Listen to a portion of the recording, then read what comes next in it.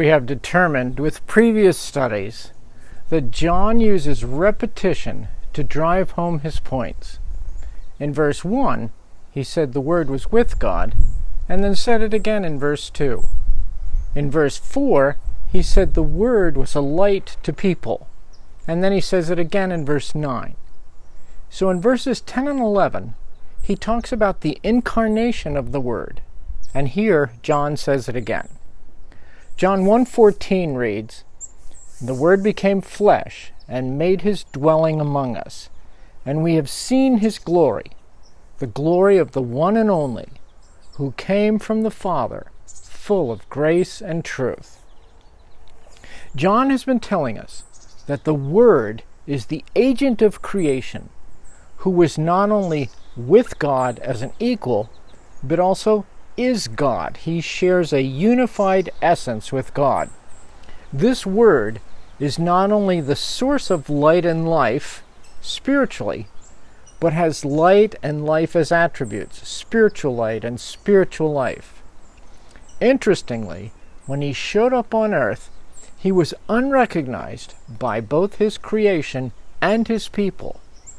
But there is a group of people who recognized him, and to them the Word gave the honor, blessing, and status of being part of his family.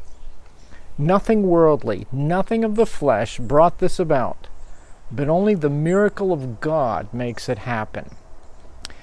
And after having apparently disregarded the flesh so completely as a source of life, John lets us know that the Word, the life himself, became flesh.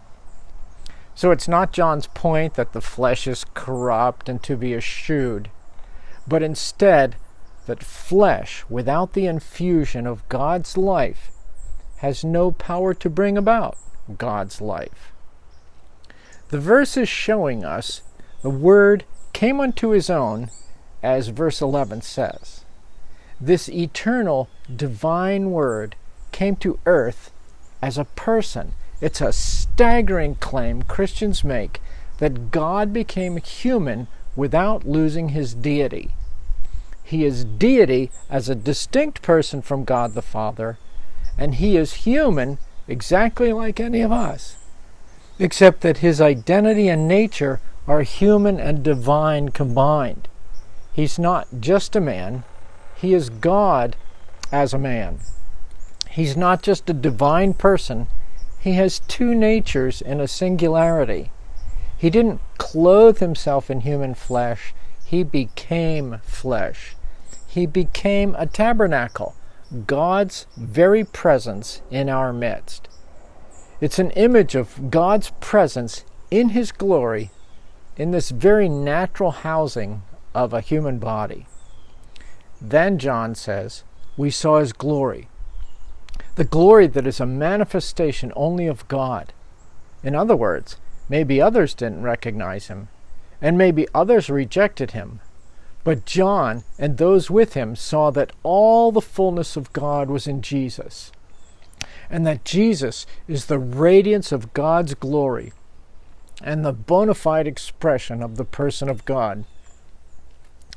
It's not a matter that they saw what they wanted to see, but instead that their eyes were opened to what truly was there. The question is, what glory did they see? Well, certainly at the Transfiguration, they saw him glowing like a deity. They also observed glory as they heard the divine authority in Jesus' teaching. Nicodemus, who was not a believer at the time, admitted as much in John 3:2. They also saw his resurrected body, life after death, walking through locked and closed doors. They also saw his ascension into heaven, rising into the clouds. And they were certainly able to see God's glory in his blood sacrifice as the Lamb of God taking away the sins of the world. John closes with describing the incarnated God as full of grace and truth. In a sense, as Paul writes, Jesus emptied himself.